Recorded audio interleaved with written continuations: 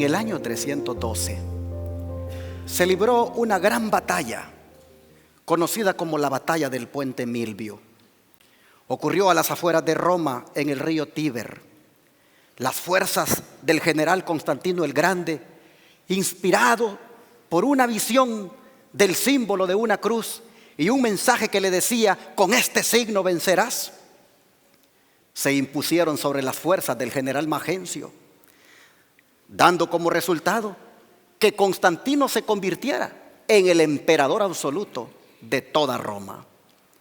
Aquella victoria también hizo que Constantino se convirtiera en cristiano, dando origen a lo que se conoce como sincretismo, que no es otra cosa que la fusión de la religión pagana con la cristiana, pues Constantino nunca dejó sus dioses, ni mucho menos sus prácticas idólatras. Al mismo tiempo, aquel acto dio origen a un sistema de adoración falso llamado Babilonia, un sistema que ha propagado engaños garrafales por el mundo a través de falsas doctrinas y fiestas idólatras. Es por eso que en una serie de varios temas les invito a descubrir los engaños de Babilonia, comenzando con el engaño de los Reyes Magos. Abramos la Biblia en el libro de Mateo capítulo 2, versículos 1 y 2. Evangelio de Mateo capítulo 2, versículo 1 y 2. Las Escrituras dicen: cuando Jesús nació en Belén de Judea en días del rey Herodes, vinieron del oriente a Jerusalén unos magos, diciendo: ¿dónde está el rey de los judíos que ha nacido? Porque su estrella hemos visto en el oriente y venimos a adorarle. Hermanos y hermanas, este hermoso y verídico relato ha sido utilizado para engañar a muchísima gente, pues cada 6 de enero, la Babilonia espiritual de hoy, que es el mismo imperio romano en su fase papal, siguiendo el legado de Constantino, enseña a los cristianos a celebrar la fiesta de la Epifanía del Señor, conocida también como la fiesta de Reyes. El término Epifanía proviene del griego y significa manifestación o aparición. Y de esta manera, millones de cristianos caen en el error de adorar un muñeco al cual el Papa le ha dado en llamar el niño Dios Sol, que según él se le apareció a unos reyes paganos, símbolo de las razas que alcanzaría con la luz de la salvación. Pero, ¿por qué escoger el 6 de enero para celebrar esta fiesta? Porque es la fecha que mejor encaja con el sincretismo que dejó Constantino, es decir, la fusión del paganismo con el cristianismo. ¿En qué nos basamos para decir esto? Porque el 6 de enero, los paganos, término con el que se le conoce a los adoradores de muchos dioses, adoraban al dios Sol, especialmente porque en ese día cumplía 12 días de su nacimiento y su luz brillaba con más intensidad. El mismo catolicismo lo reconoce, pues en el portal católico.net, miren lo que dice: el 6 de enero se celebra desde tiempos inmemoriales en Oriente, pero con un sentido pagano. En Egipto y Arabia, durante la noche del 5 al 6 de enero, se recordaba el nacimiento del dios Ayón. Creían que él se manifestaba especialmente al renacer el sol en el solsticio de invierno, que coincidía hacia el 6 de enero. En esta misma fecha se celebraban los prodigios del dios Donicio en favor de sus devotos. Pero miren ahora la gran mentira. La fiesta de la Epifanía, dice, sustituyó a los cultos paganos de Oriente relacionados con el solsticio de invierno, celebrando ese día la manifestación de Jesús como Hijo de Dios a los sabios que vinieron de Oriente a adorarlo. La tradición pasó a Occidente a mediados del siglo IV a través de lo que hoy es Francia. ¿Qué les parece? Más claro no puede ser. Pero el dios Ayón, del cual se menciona aquí en este portal católico, Una revista de historia de España llamada Hespérides dice que era homólogo ese dios Ayón de los dioses Dioniso y Osiris, que en la cultura griega y egipcia estaban relacionados con el dios Sol también. Quiero compartir con ustedes un artículo de dicha revista. Vean, el 6 de enero dice, era la fecha de la bendición de los ríos en el culto de Dionisos, que los griegos identificaron con el dios egipcio Osiris. Eran homólogos. Esta correspondencia, dice, venía justificada por profundas afinidades rituales. La epifanía o aparición de Dionisos tuvo lugar en la isla de Andros, donde en la noche del 5 al 6 de enero manaba un vino milagroso que daba testimonio de la presencia invisible del Dios. Así que cuando las aguas de la isla se empezaban a mirar color vino, decían, el dios Dioniso ha aparecido el 6 de enero. Respecto, dice, a la epifanía de Osiris, que también se festejaba en la misma fecha, es decir, el 5 o 6 de enero, esta, dice, venía precedida por un periodo de duelo donde se lloraba al dios muerto en la época del solsticio de invierno. Y luego reaparecía Osiris y las aguas del Nilo se hacían vino. Todo el mundo greco oriental celebraba en aquella fecha fiestas semejantes. Hay, dice, en estas fiestas una gran presencia femenina, en estas fiestas de la Epifanía. Pues bajo el vino santo de Dionisos, Isis alumbraba a Harpócrates, el sol que volvía a nacer. En la astrología de la alta antigüedad, el 6 de enero marcaba el momento en que el sol salía por la constelación de la Virgen. En Alejandría se celebraban ceremonias en el templo de la Virgen el Corellón, pues la Virgen había dado a luz a su hijo Ayón, el eterno homólogo de Dionisos y Osiris. Este último rito era particularmente interesante, pues tras una vigilia de plegarias, los fieles bajaban a una cripta para retirar una estatua de un niño recién nacido que exhibía en la frente, las manos y las rodillas las marcas de una cruz y una estrella de oro. Los fieles proclamaban, la Virgen ha dado a luz, ahora crecerá la luz. Sigue diciendo la revista Hespérides, es evidente, dice, que el triple culto de Dionisos, Osiris y Ayón determinó la opción de los basilidianos por el 6 de enero a la hora de fijar el nacimiento de Jesús. Acontecimiento que en aquella época era idéntico a la Epifanía. Máxime cuando a esa misma fecha y por el mismo motivo se le atribuyen otros dos hechos milagrosos: el bautismo de Jesús en agua del Jordán y el episodio de las bodas de Caná con la transformación del agua en vino. Así que dijeron, como Jesús fue bautizado y también convirtió el agua en vino, ¿cómo esto tiene una gran relación con lo que sucedía con Osiris y Dionisos? Estos episodios, dice, del culto cristiano guardaban una relación clara, ritual, con las ceremonias acuáticas en el Nilo de Osiris, que era igualmente hijo de un dios y una mortal, como explica Luciano. Y también tenía relación con la tradición griega y egipcia que conmemora las nupcias del dios solar y las aguas, incluida la transformación de estas en vino. Pero esto no era solo cuestión de los gnósticos como los basilidianos. En el mismo cristianismo oriental de los primeros tiempos, la identificación de Cristo con el sol era una constante. Hacia el año 170, por ejemplo, Melitón de Sardis, obispo de Lidia, había comparado inequívocamente a Cristo con Helios, el dios sol. Si el sol, decía, con las estrellas y la luna se bañan en el océano, ¿cómo no iba Cristo a ser bautizado en el Jordán? El Rey del cielo, príncipe de la creación, el sol levante que apareció también ante los muertos del Hades y los muertos de la tierra, ha ido como un verdadero Helios hacia las alturas del cielo. Así comparaban a Cristo.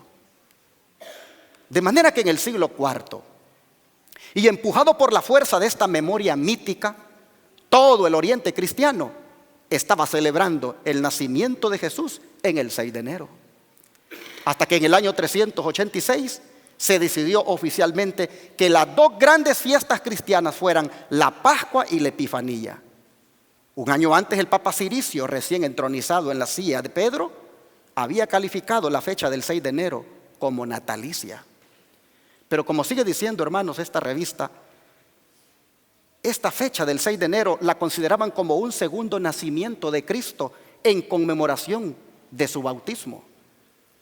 Díganme ustedes si todo esto no es un claro sincretismo. Utilizar el relato de la visita de los magos a Jesús e igualarlo con lo que se hacía con los dioses Osiris y Dioniso justo el 6 de enero. Pero esta fiesta, aparte que mezcla paganismo con cristianismo, también degrada el carácter de los niños, pues se les infunde una gran mentira al decirles que los regalos que van a recibir son traídos por los reyes magos que le trajeron regalos a Jesús. Luego los padres quieren que sus hijos no mientan cuando ellos mismos les han enseñado tan grande mentira.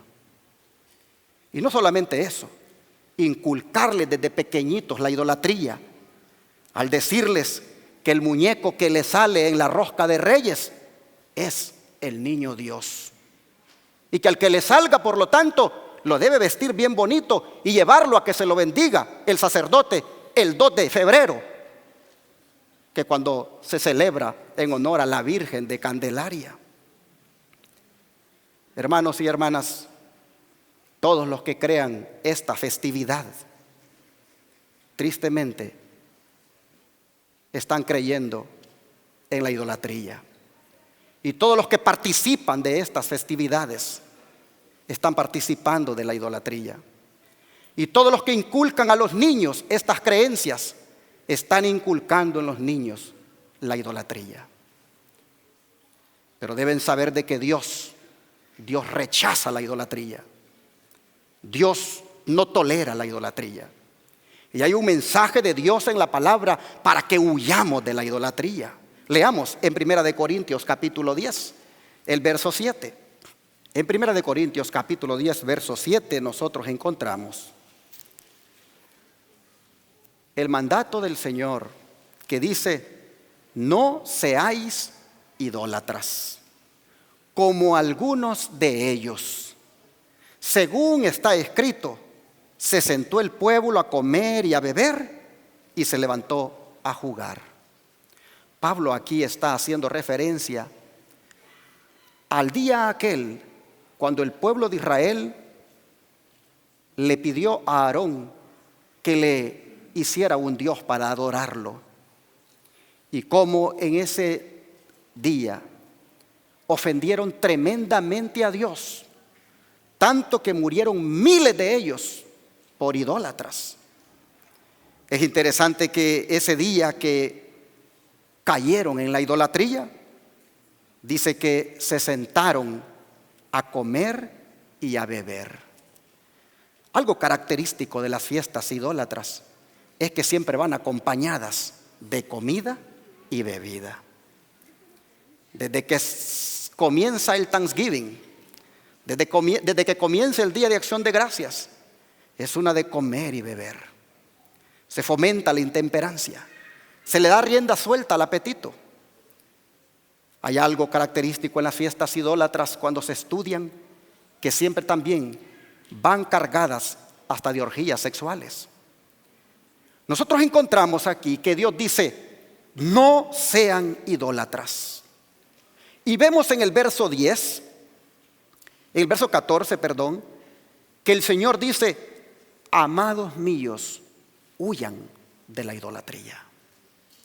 Así que si estuviera en esta hora mirándome u oyéndome un hermano que todavía cree en esta festividad y que ha participado de estas celebraciones y que cree que es verdad, con todo amor y cariño le digo: es una gran mentira y nada más raya en la idolatría dicha festividad. Pero ¿cuál es la verdad bíblica en torno a los magos? ¿Eran realmente reyes? ¿Se llamaban Melchor, Gaspar y Baltasar? Es más, ¿cuáles son las lecciones que podemos aprender de ellos? Porque el relato es hermoso, el relato es verídico. ¿Qué podemos aprender nosotros de ello? ¿Qué les parece si volvemos a Mateo 2 y comenzamos a evaluar y extraer lecciones para nuestra vida de dicho relato? Mateo 2, comencemos otra vez con el versículo 1 y 2.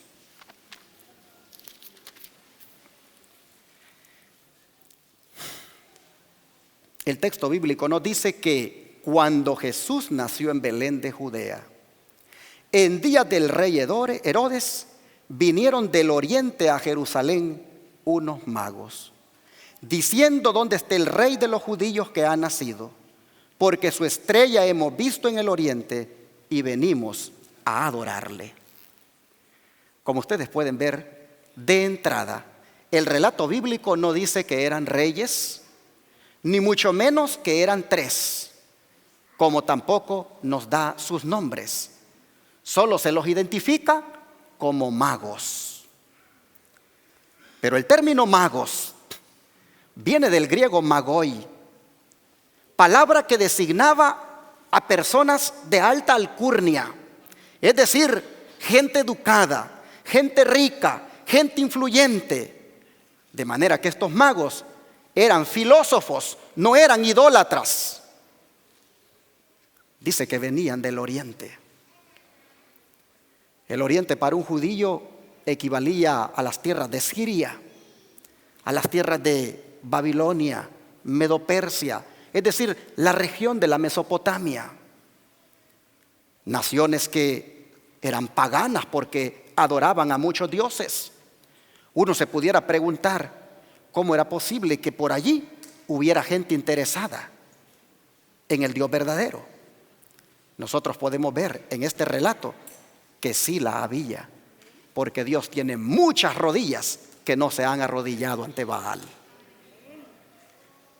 El don de profecía, el deseado de todas las gentes en forma específica, nos dice lo siguiente: los magos del oriente eran filósofos, pertenecían a la clase numerosa e influyente que incluía hombres de noble alcurnia y poseía gran parte de las riquezas y del saber de su nación. Eran hombres rectos que estudiaban las manifestaciones de la providencia en la naturaleza y eran honrados por su integridad y sabiduría. De ese carácter eran los magos que vinieron a Jesús. Interesante. El texto dice que venían del oriente, es decir, de tierras paganas, como Siria, por decir. Lo importante es que estos magos esperaban la venida del Mesías, al igual que los pastores de Belén. Pero me llama la atención en el texto que ellos dicen: hemos visto su estrella. ¿Cómo sabían ellos que Jesús tenía una estrella? ¿De dónde habían adquirido tal conocimiento? Pues ni más ni menos que de Balaán. Balaán, quien fuera mago de aquella región, pues la Biblia lo identifica que era de Aram, o sea, de Siria, y que en un tiempo había sido profeta de Dios.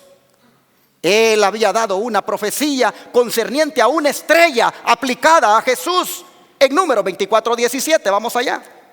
Números 24, verso 17. Nosotros encontramos aquí a Balaán dando esta hermosa profecía. Dice Números 24, 17. Lo veré, mas no ahora. Lo miraré, mas no de cerca. Saldrá estrella de Jacob y se levantará cetro de Israel y herirá las sienes de Moab y destruirá a todos los hijos de Set. Interesante. El rey Balac lo había mandado a llamar para que maldijera al pueblo de Israel, y en cambio de sus labios brotó una hermosa profecía en relación con Cristo. Comentando esto, el don profético, miren lo que dice: era fama que Balaán, habitante de Mesopotamia, poseía poderes sobrenaturales y que esa fama había llegado hasta la tierra de Moab. Los embajadores del rey Balac emprendieron enseguida su largo viaje a través de las montañas y los desiertos hacia Mesopotamia. Al encontrar a Balaam, le entregaron el mensaje de su rey. Un pueblo que ha salido de Egipto cubre toda la tierra y se ha establecido frente a mí. Ven pues ahora, te ruego, y maldíceme a este pueblo, porque es más fuerte que yo.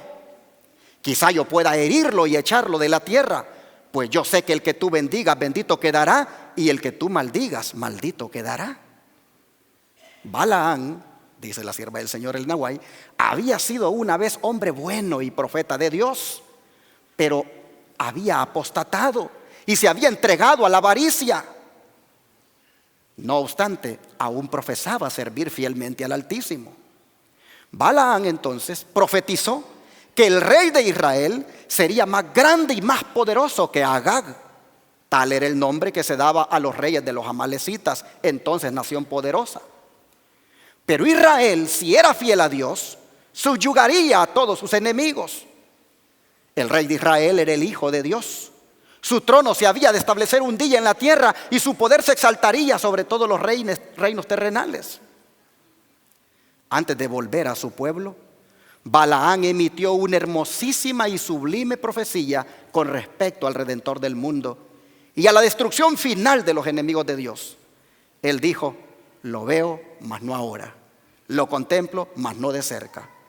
Saldrá estrella de Jacob, se va a levantar cetro de Israel, y va a herir las sienes de Moab, y va a destruir a todos los hijos de Set.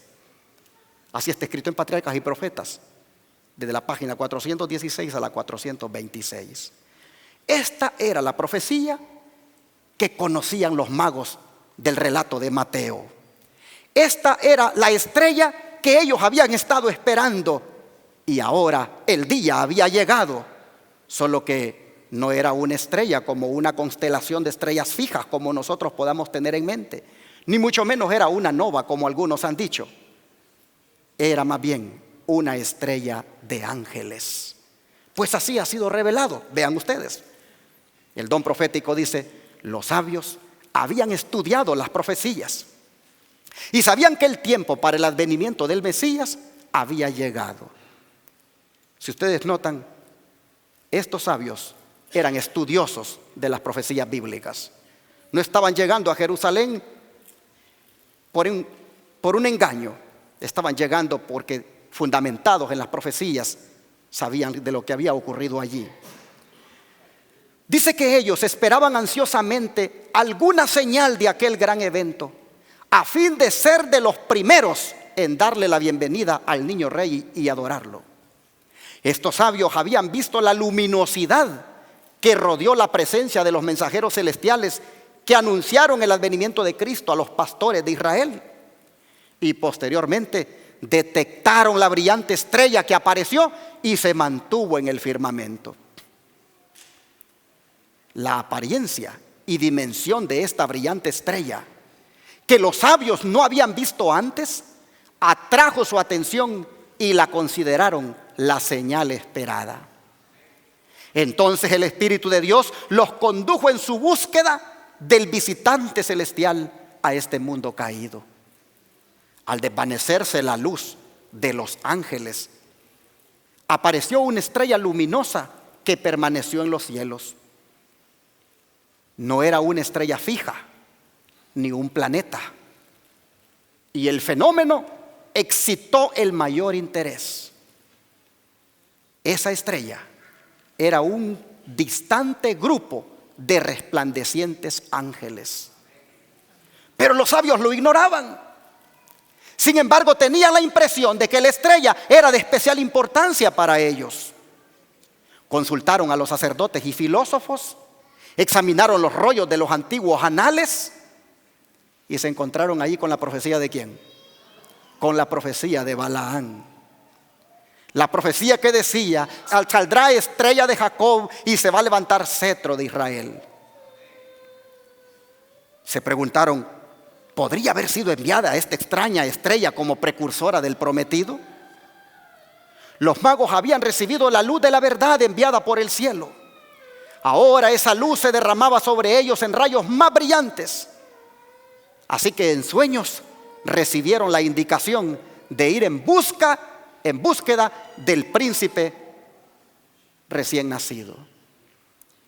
Así está escrito en el libro La verdad sobre los ángeles, página 166 a la 167. Ahora, es admirable la fe de estos magos, porque como Abraham salieron sin saber a dónde iban, como Israel que por fe siguió la columna de nube hasta la tierra prometida, ellos también salieron para hallar al Salvador prometido. Es interesante cómo el don de profecía relata la fe de estos hombres. Dice que era necesario viajar de noche a fin de poder ver la estrella. Pero los viajeros pasaban el tiempo repitiendo sus dichos tradicionales y oráculos proféticos relativos a aquel a quien buscaban. De paso, si Balaam era de Harán, una región allá por Siria, se cree que el viaje pudo haber llevado unas 2 o 3 semanas para llegar hasta Belén. Pero interesante que en ese viaje estos magos repetían los dichos tradicionales y los oráculos proféticos relativos a aquel a quien buscaban. No perdían el tiempo. Así fuera largo el camino, ellos disfrutaban cada vez con el estudio de las profecías. En cada descanso, dice, escudriñaban las profecías y se afirmaba en ellos la convicción de que estaban siendo guiados divinamente. Mientras tenían la estrella por delante como señal externa, tenían también la evidencia interna del Espíritu Santo, que estaba impresionando sus corazones y les inspiraba esperanza. El viaje, aunque largo, fue para ellos muy feliz.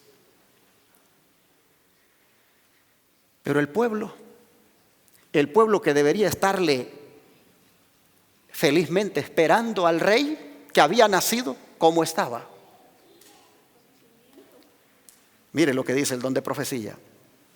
Cuando llegaron a la tierra de Israel y mientras bajaban el monte de las Olivas teniendo a Jerusalén a la vista, he aquí que la estrella que los había guiado durante todo el camino se detuvo sobre el templo. Y después de un momento desapareció de su vista. ¿Por qué sobre el templo? ¿Quiénes estaban en el templo? Los sacerdotes, los líderes religiosos. Dice que con avideza los magos aceleraron el paso, esperando con toda confianza que el nacimiento del Mesías fuera el motivo de la conversación allá en el templo. Pero preguntaron, dice, en vano al respecto. Entrando en la ciudad santa, se dirigieron hacia el templo y para su gran asombro no encontraron allí nadie que pareciera saber nada del recién nacido rey. Sus preguntas no provocaban expresiones de gozo, sino más bien de sorpresa y temor y hasta de desprecio. Por eso está escrito que a los suyos vino y los suyos, ¿qué cosa? No le recibieron.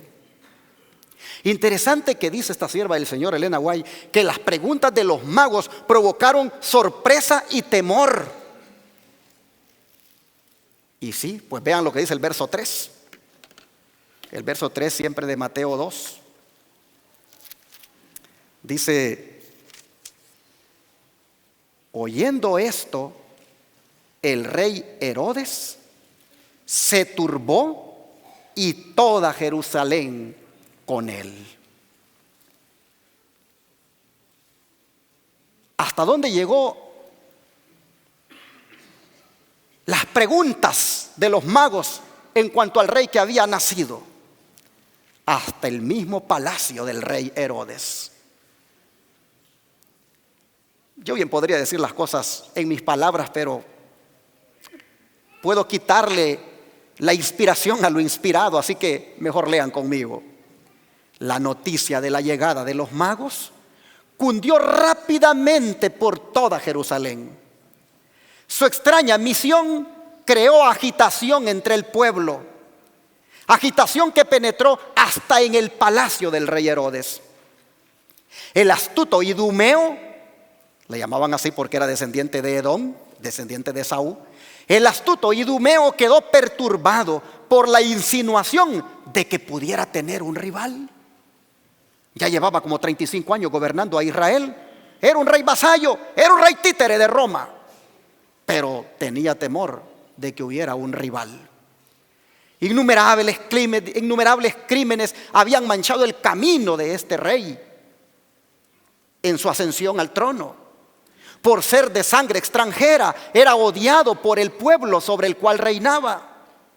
Su única seguridad estribaba en el favor de Roma.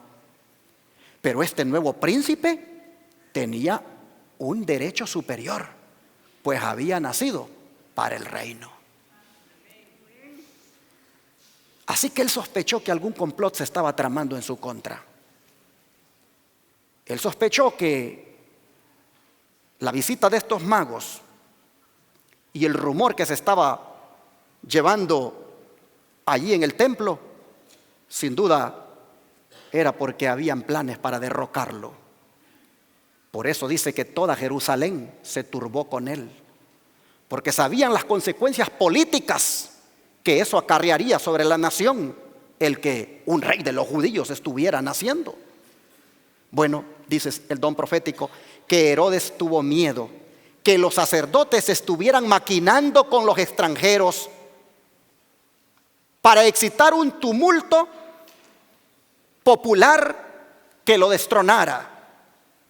Pero ocultó su desconfianza, resuelto a hacer abortar sus planes por una astucia superior.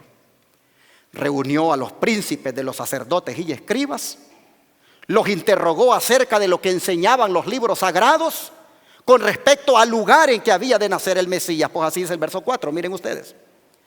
Convocado, dice, todos los principales sacerdotes y los escribas del pueblo, les preguntó dónde había de nacer el Cristo.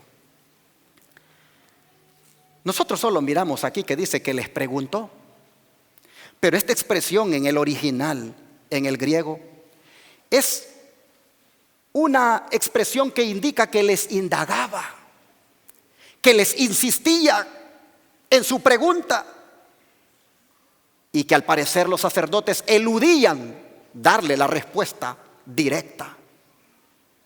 Prácticamente en el griego esta expresión les preguntaba indica que hasta como que por la fuerza le sacó la información.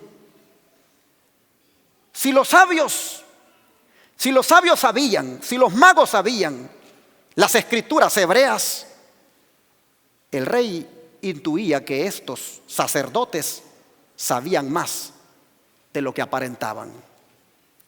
Por eso les insistía con la pregunta.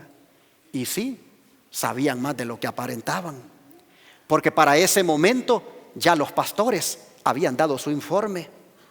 Para ese momento ya Zacarías, un colega de ellos, había dado su informe de un hijo que le nacería, que prepararía el camino del Señor. Para ese momento ya se conocía las palabras que había dicho Simeón cuando tuvo al niño en sus brazos, allí delante del sacerdote. Así que por lo menos tenía Jesús por lo menos más de 40 días de haber nacido. Sabían más de lo que aparentaban. El don profético, continuando con este relato, dice: los sacerdotes y ancianos de Jerusalén no eran tan ignorantes acerca del nacimiento de Cristo como aparentaban. El informe de la visita de los ángeles a los pastores había sido llevado a Jerusalén, pero los rabinos lo habían considerado indigno de su atención. Ellos podrían haber encontrado a Jesús y haber estado listos para conducir a los magos al lugar donde naciera. Pero en vez de eso, los sabios vinieron a llamarles la atención al nacimiento del Mesías. Pues estos sabios dijeron: ¿dónde está el rey de los judíos que ha nacido? ¿Era Cristo realmente rey, hermanos? Claro que sí.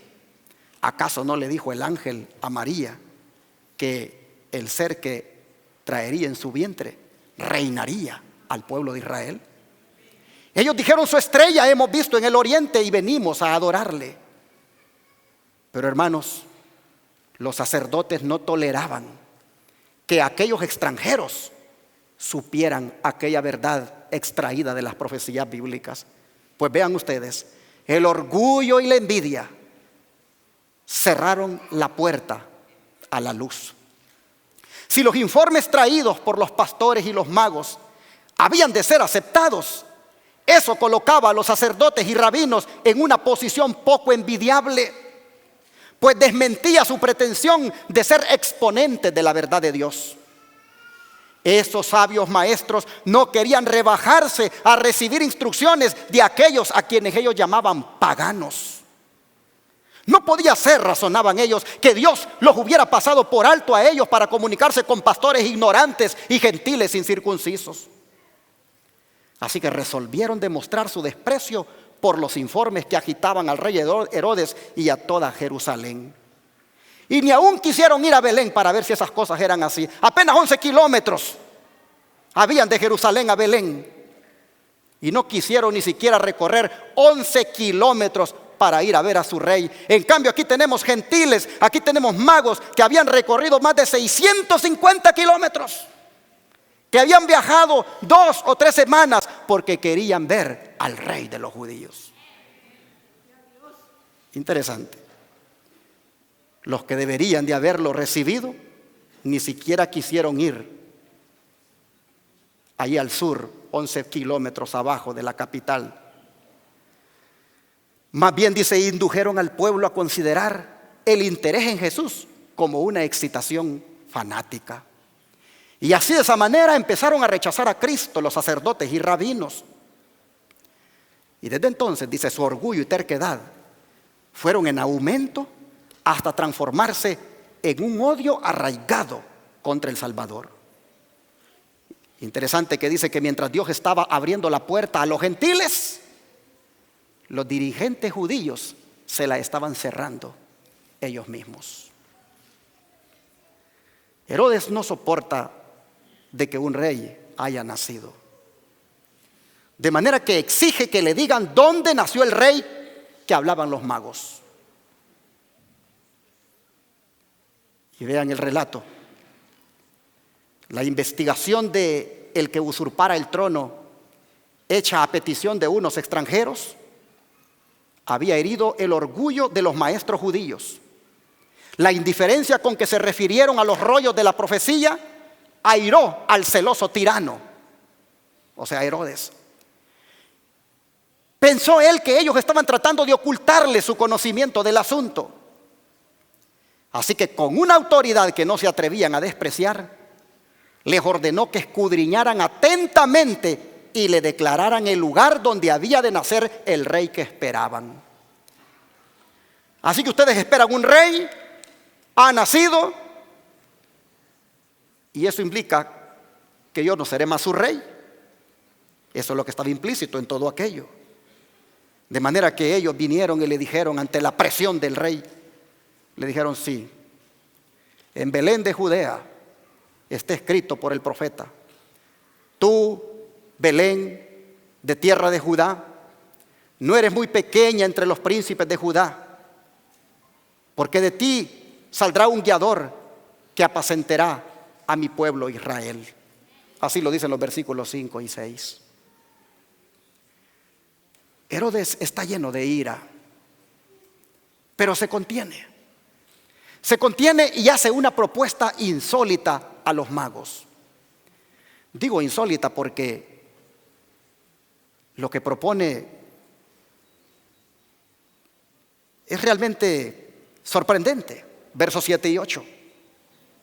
Entonces Herodes, llamando en secreto a los magos, indagó de ellos diligentemente el tiempo de la aparición de la estrella.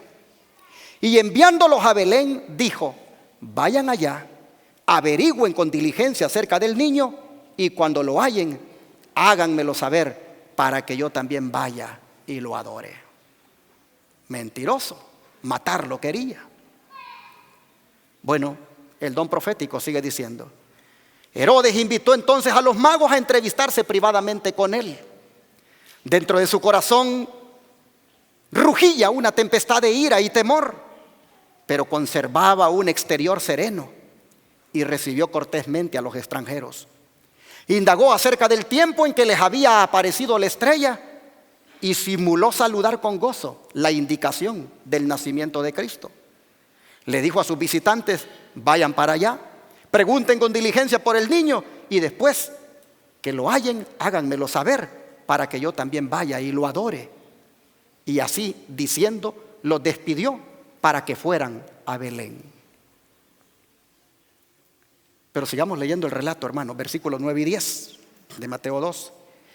Ellos, dice, habiendo oído al rey, se fueron, y he aquí la estrella que habían visto en el oriente iba delante de ellos, hasta que llegando se detuvo sobre donde estaba el niño. Y al ver la estrella se regocijaron con muy grande gozo. ¿Cómo no se iban a gozar si habían encontrado lo que tanto andaban buscando? A su rey, al Rey de reyes y Señor de señores. Dice el don profético que los magos salieron solos de Jerusalén. Las sombras de la noche iban cayendo cuando pasaron por las puertas, pero para gran gozo de ellos volvieron a ver la estrella y ella los encaminó hacia Belén. Ellos no habían recibido ninguna indicación del humilde estado de Jesús como la que había sido dada a los pastores. Después del largo viaje se quedaron desilusionados por la indiferencia de los dirigentes judíos y habían salido de Jerusalén con menos confianza que cuando entraron en la ciudad. Cuando llegaron a Belén, no encontraron ninguna guardia real para proteger al recién nacido rey. No le asistía ninguno de los hombres honrados por el mundo. Jesús se hallaba acostado en un pesebre. Sus padres campesinos, sin educación, eran sus únicos guardianes. ¿Podía ser aquel niño el personaje de quien se había escrito que había de levantar las tribus de Jacob y restaurar los asolamientos de Israel? ¿Que sería luz de las gentes y salud hasta lo postrero de la tierra? Pues sí, era él. Así lo discernieron por la conducta que adoptaron en el verso 11. Dice que al entrar en la casa, vieron al niño con su madre María y postrándose, ¿qué cosa hicieron? Lo adoraron y abriendo sus tesoros, le ofrecieron presentes, oro, incienso y mirra. Lo adoraron. Reconocieron en el niño a un ser divino. Reconocieron en el niño a alguien que el mundo esperaba y que ellos allá en las regiones paganas lo habían encontrado en el estudio de las profecías. Mateo es un evangelista que escribe su evangelio para los judíos y él se esmera en presentar a Cristo como el Mesías de las profecías bíblicas. De manera que él utiliza hasta el relato de estos magos para mostrar cómo hasta en lugares lejanos las profecías bíblicas en relación con la venida de Cristo estaban siendo estudiadas. Se arrodillaron y adoraron. No se arrodillaron ante María, no se arrodillaron ante José, se arrodillaron ante el niño. No vinieron preguntando por el rey Herodes, vinieron preguntando por el rey de los judíos. No se arrodillaron ante Herodes, pero sí se arrodillaron ante el niño, porque él era el verdadero rey. Dice el don profético que entrando en la casa, vieron al niño con su madre y postrándose lo adoraron. Bajo el humilde disfraz de Jesús, reconocieron la presencia de la divinidad. Le dieron sus corazones como a su Salvador. Y entonces sacaron sus presentes: oro, incienso y mirra. ¡Qué fe la suya! Podría haberse dicho de los magos del oriente, como se dijo más tarde del centurión romano: ni aún en Israel he hallado tanta fe. Me llama la atención que dice, le entregaron sus corazones como a su Salvador. Noten que sacaron sus presentes para Jesús. No intercambiaron presentes entre ellos, alimentándose el ego como sucede hoy y como hacían los paganos cuando celebraban a su dios Sol. Imagínense ustedes cuánto agradaríamos a Dios si nosotros también sacáramos nuestros presentes solamente para Dios.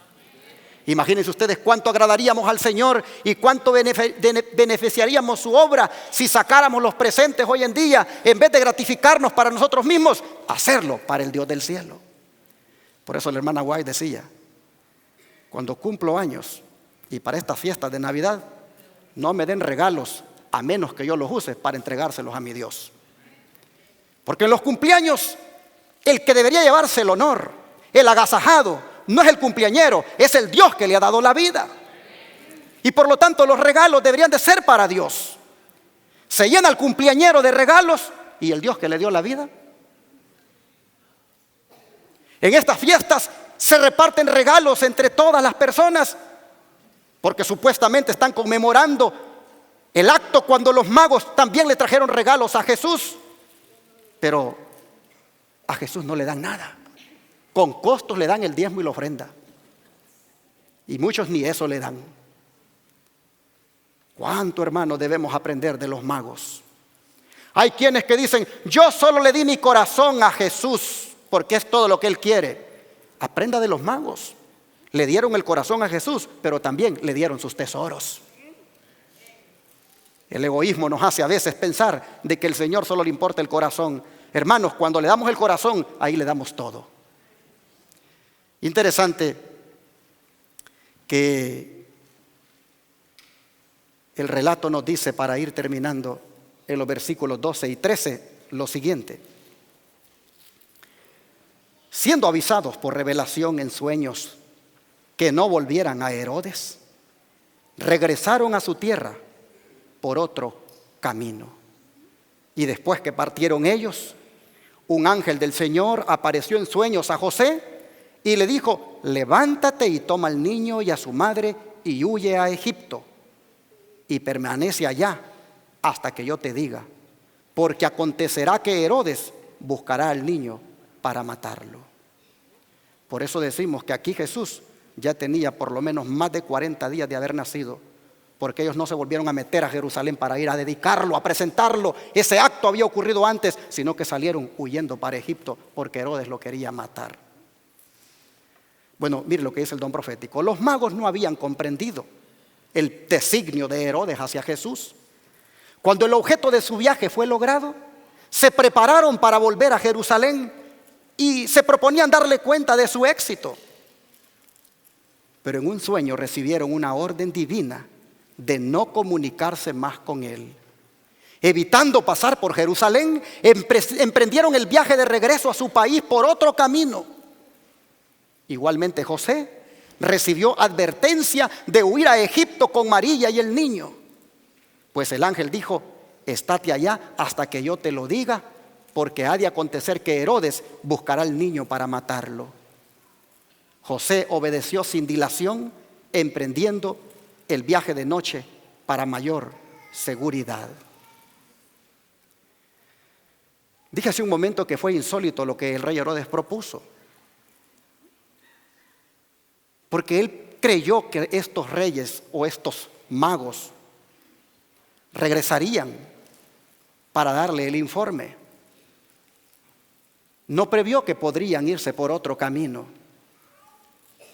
Y él bien podría no hacer la propuesta a los magos, sino simplemente dejarlos ir y luego mandar espías para que los siguieran y ver hasta dónde llegaban.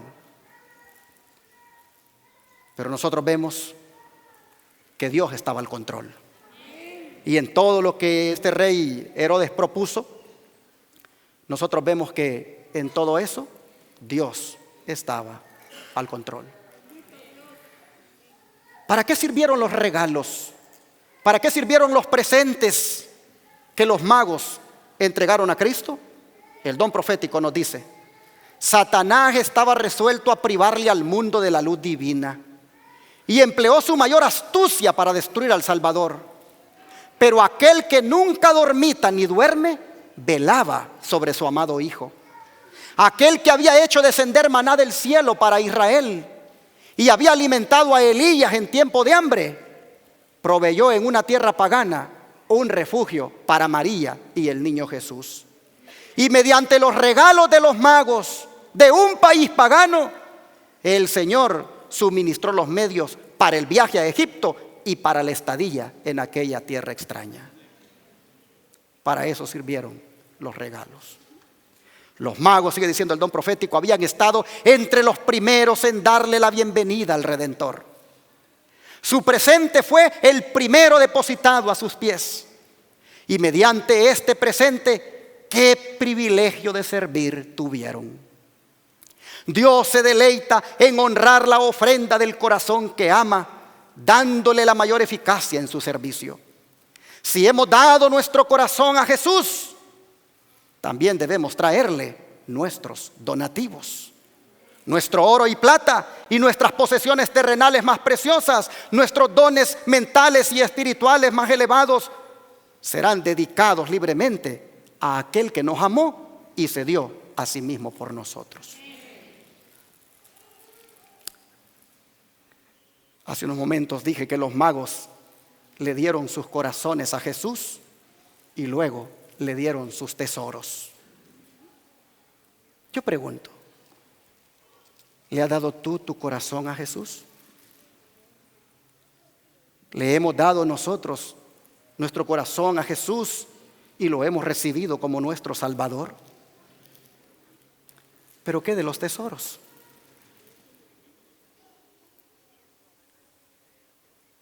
¿Qué de los tesoros?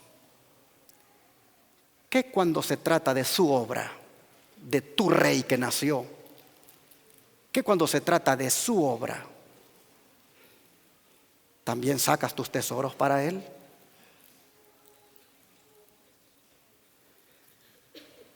El próximo sábado 20 de enero nosotros tendremos bautismo en esta iglesia. Y todo aquel que no le haya entregado su corazón a Jesús tiene la oportunidad de hacerlo, como la hermana Ángela que va a entregar su corazón a Jesús. Todos aquellos que no hayan entregado su corazón a Cristo, no dejen pasar el 20 de enero para entregárselo al Señor, como los magos se lo entregaron aquel día. Yo quisiera invitarles para que si alguien desea entregar su corazón a Jesús, se acerque a este servidor y me lo haga saber y me diga: pastor, me quiero bautizar, porque como los magos le quiero entregar mi corazón a Cristo. Mis hermanos, yo quisiera en esta hora terminar esta disertación diciéndoles que esta es la verdad en cuanto a los magos, la que hemos extraído de la Biblia y el don de profecía. Todo lo demás que circula en torno a ellos no es más que pura idolatría. Es mi deseo y oración en esta hora que todos los que somos seguidores de Cristo le entreguemos nuestro corazón como los magos hoy y todos los días, y junto con el corazón también le entreguemos nuestros tesoros. Que Dios les bendiga.